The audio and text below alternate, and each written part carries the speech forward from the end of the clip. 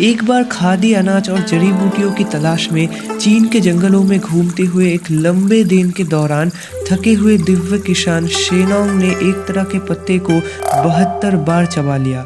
जिस पत्ते को उसने इतनी बार चबाया था वो असल में जहर था। इसका मतलब उन्होंने गलती से 72 बार खुद को जहर दे दिया।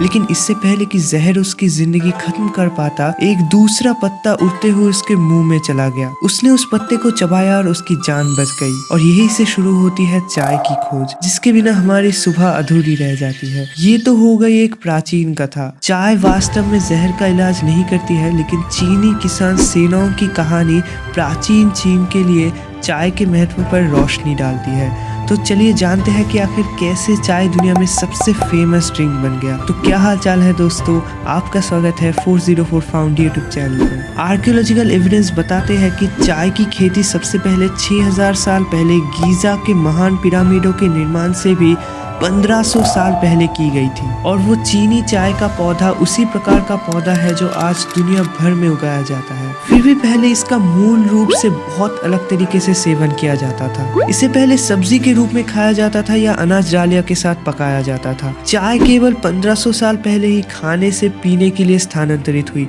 जब लोगों ने महसूस किया कि गर्मी और नमी के मिश्रण से एक जटिल और विविध स्वाद बनाया जा सकता है। तैयारी विधि में सैकड़ों वर्षों के बदलाव के बाद चाय को धूप में सुखाना, इसे चूर्ण बनाना और गर्म पानी में मिलाकर पीने का रिवाज बन गया। इसे मोचा या माचा कहा जाता था। माचा इतना लोकप्रिय हो गया कि एक अलग चीनी चाय संस्कृति का उदय हुआ। चाय किताबों और कविताओं का विषय बन गया। ये राजाओं का पसंदीदा पेय और कलाकारों के लिए एक माध्यम बन गया। चाय के झाग में असाधारण तस्वीरें लेने जैसी कला की प्रदर्शन शुरू हुई। एक जापानीज मॉन्क जापान में पहला चाय का पौधा लेकर आया था और इसी के साथ जापानी चाय समारोह का निर्माण हुआ। 14वीं शताब्दी में मिंग राजवंशी के दौरान चीनी सम्राट ने साधारण चाय को दबा के धीली पत्ते वाले चाय में बदल दिया। उस समय चीन ने अभी भी दुनिया के चाय के पेड़ों पर एकावासी एकाधिकार रखा था, जिससे चीनी मिट्टी के बर्तन और रेशम के साथ साथ चाय को भी चीन का 3 एसेंशियल एक्सपोर्ट गुड्स में से एक बना दिया। दुनिया भर में चाय पीने का प्रसार की वजह से इसने चीन को बहुत अधिक शक्ति और आर्थिक प्रभाव दिया। ये प्रसार 1600 के दशक की शुरुआत में शुरू हुआ, जब डाच व्यापारी बड़ी मात्रा में यूरोप में चाय लेना शुरू की। उस समय ग्रेट ब्रिटेन अपने औपनिवेशिक प्रभाव का विस्तार करने में और नए प्रमुख विश्व शक्ति बनाने के बीच में था। जैसे जैसे ग्रेट ब्रिटेन का विकास हुआ, चाय की प्रति रुचि दुनिया भर में फैल गई। साल 1700 तक यूरोप में चाय कॉफी की कीमत से 10 गुना अधिक कीमत पे बिकती थी और चाय के पेड़ अभी भी सिर्फ चीन में ही उगाया जाता था। चाय का व्यापार इतना आकर्षक बन गया था कि दुनिया के सबसे तेज सेल बोट क्लिपर शिप बनाने वाले वेस्टर्न कंपनीज के बीच जोरदार कंपटीशन मार्केट ले आया था। सभी अपने मुनाफे को अधिकतम करने के लिए सबसे पहले अपने चाय को यूरोप लाने के लिए दौड़ रहे थे। शुरुआती दौर में ब्रिटेन ने चांदनी के साथ इस चीनी चाय का सौदा किया, लेकिन जब वो बहुत महंगा साबित हुआ तो उन्होंने एक अन्य पदार्थ अफीम के लिए चाय का व्यापार करने का सुझाव दिया।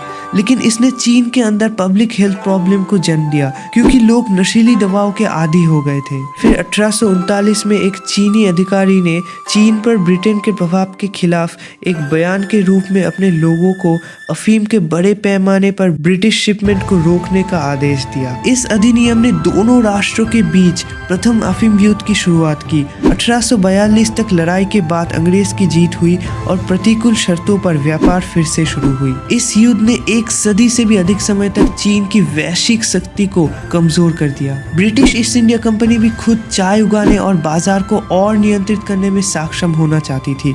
इसलिए उन्होंने वनस्पति शास्त्री रॉबर्ट फॉर्चून को एक गुप्त ऑपरेशन में चीन से चाय चोरी करने के लिए नियुक्त किया। इसलिए उन्होंने अपनी पहचान छुपाई और चीन के पहाड़ी क्षेत्रों से एक खतरनाक यात्रा की और आखिर चाय के पेड़ों और अनुभवी चाय श्रमिकों को हमारे भारत के दार्जिलिंग में तस्करी कर लिया। वहां से चाय के पेड़ और भी अधिक फैल गई और तब से लेकर आज तक दार्जिलिंग टी ने पूरे विश्व में चाय पर अपना एक अलग नाम बनाया रखा है। फिर चाय की विकास और भी तेजी से होने लगी।